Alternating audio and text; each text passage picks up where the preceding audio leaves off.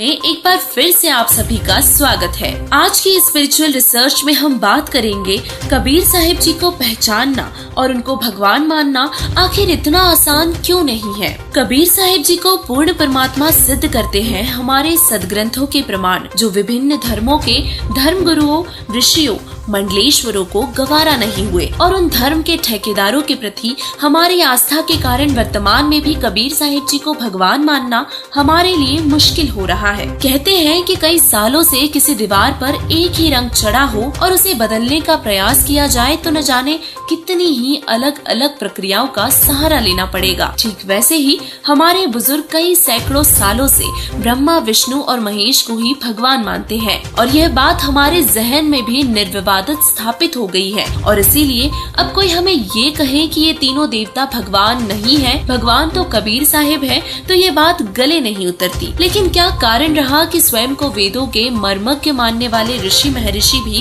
कबीर साहिब जी को पूर्ण ब्रह्म सिद्ध करने वाले वेदों के प्रमाणों को नहीं देख पाए। तो आज के स्पिरिचुअल रिसर्च में हम खोजने का प्रयास करेंगे उन कारणों को जिनकी वजह से कबीर साहिब जी को परमात्मा मानना दुर्लभ हो गया है।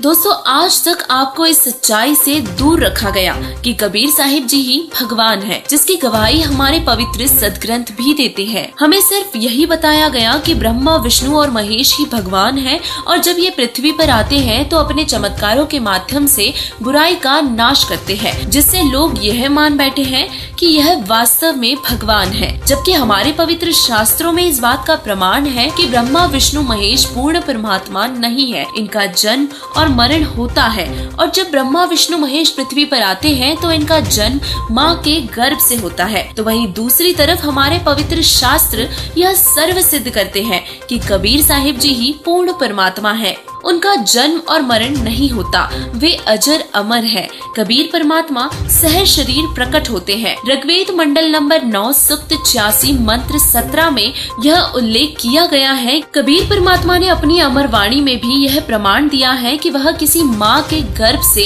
जन्म नहीं लेते, वे इस पृथ्वी पर जीव कल्याण के लिए प्रकट होते हैं। कबीर सागर में अगम निगम बोध के पृष्ठ 34 पर लिखा है, जो माता से जन्मा वह नहीं इष्ट हमारा, राम मरे, कृष्ण मरे, विष्णु मरे, साथे जामनहारा। तीन गुण है तीनों देवता, निरंजन चौथा कहिए, अविनाशी प्रभु इस सबसे न्यारा, मोको वह चाहिए। पांच तत्व की देह ना मेरी, ना कोई माता जाया, जीव उदाहरण तुमको उतारण, सीधा जग में आया।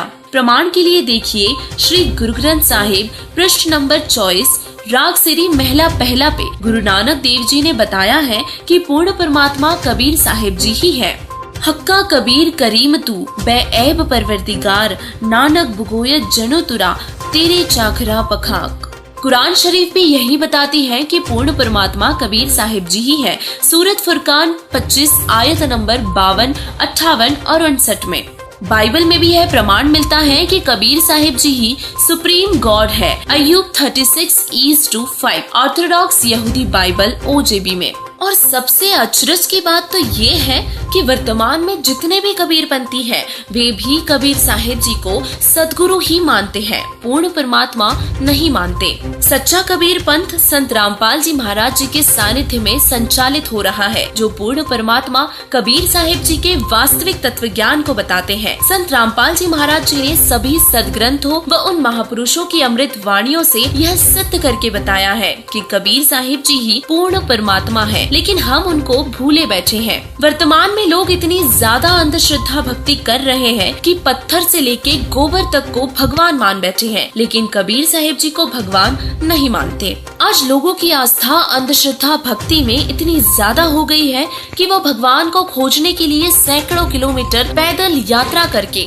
खाटू श्याम, वैष्णो देवी, अमरनाथ, रामदेवरा, मथुरा व अन्य तीर्थ स्थानों पर जा सकते हैं। लेकिन अगर उनको ये कह दे कि कबीर साहिब जी ही भगवान है, अपने शास्त्रों में इसका प्रमाण है, तो भी यह बात मानने को तैयार नहीं होते।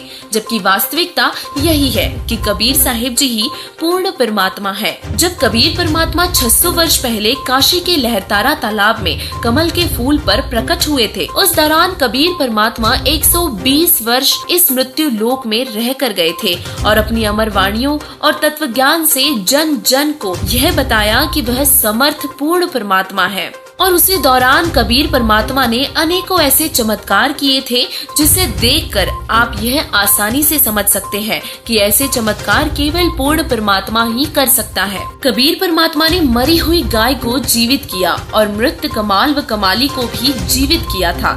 इन चमत्कारों से यह सिद्ध होता है कि आयु केवल कबीर परमात्मा ही बढ़ा सकते हैं और जितने भी देवताओं के अवतार हुए हैं वह किसी की भी जन्म और मृत्यु को नहीं रोक सके हैं और न ही उनकी आयु बढ़ा सकते हैं, क्योंकि उनका खुद का जन्म और मरण होता है तो वह अपने साधक या भक्त का जन्म मरण मिटाकर उनकी आयु को भला कैसे बढ़ा सकते हैं। आज यदि कोई सुख और पूर्ण मोक्ष लेना चाहता है तो वह कबीर परमात्मा की भक्ति से ही मिल सकता है। वर्तमान में संत रामपाल जी महाराज जी वही भक्ति विधि बता रहे हैं जिससे पूर्ण मोक्ष व साधक को सर्व सुख मिलते हैं। अब कोई यह बात माने या ना माने कि कबीर साहिब भगवान है, लेकिन कबीर जी भगवान थे, कबीर जी भगवान हैं और कबीर जी ही भगवान रहेंगे। जो ये बात मान लेगा वह फायदे में रहेगा और जो ये बात नहीं मानेगा कि कबीर जी ही भगवान है तो वह 84 लाख योनियों व जन्म और मरण के चक्र में फंसे रहेंगे। अतः आपसे निवेदन है कि कबीर परमात्मा को पहचानो, यही हमारे असली रक्षक है जो हमें पूर्ण मोक्ष व शांति प्रदान कर सकते हैं। और इसीलिए समय रहते संत रामपाल जी महाराज जी की शरण में आकर अपना व अपने परिवार का कल्याण करवा।